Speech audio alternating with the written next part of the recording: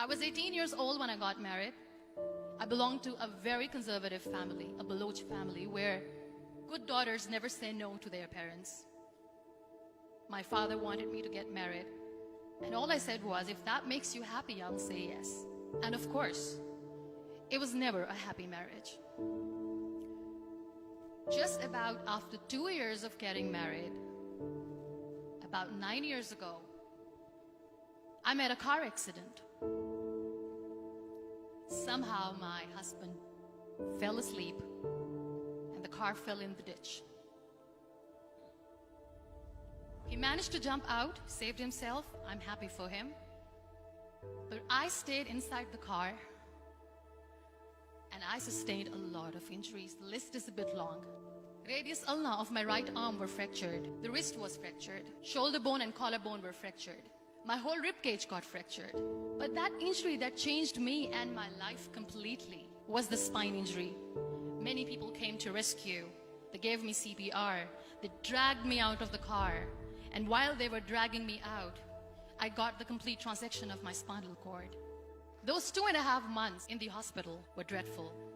I was at the verge of despair. One day, doctor came to me and he said, well, I heard that you wanted to be an artist, but you ended up being a housewife. I have a bad news for you. You won't be able to paint again.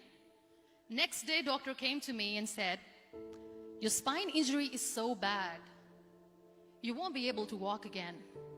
I took a deep breath and I said, it's all right. Next day, doctor came to me and said, because of your spine injury and the fixation that you have in your back, you won't be able to give birth to a child again. That day, I was devastated.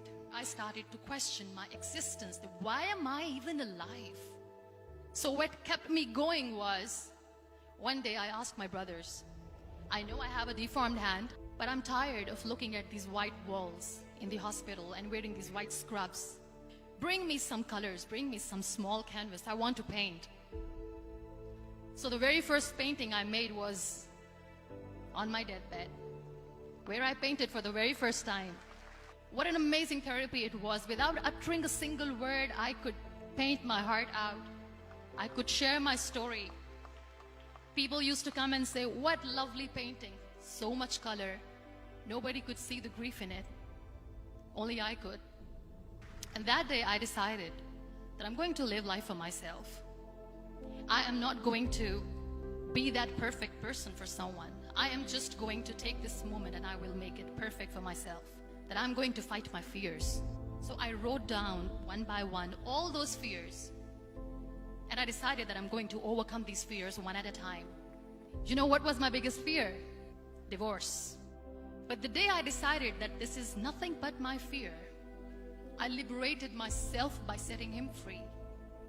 And I made myself emotionally so strong that the day I got the news that he's getting married, I sent him a text that I'm so happy for you and I wish you all the best. And he knows that I pray for him today.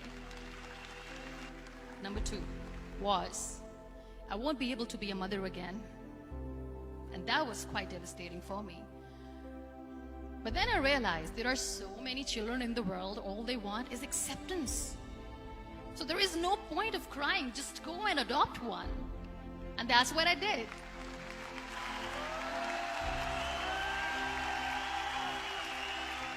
I gave my name in different organizations, different orphanages, and I waited patiently. 2 years later, I got this call from a very small city in Pakistan. I got a call and they said, are you Muniba Mazari? There is a baby boy and would you like to adopt?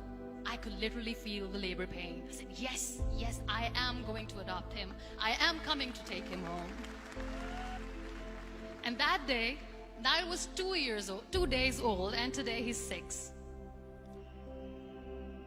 You know, when you end up being on the wheelchair, what's the most painful thing?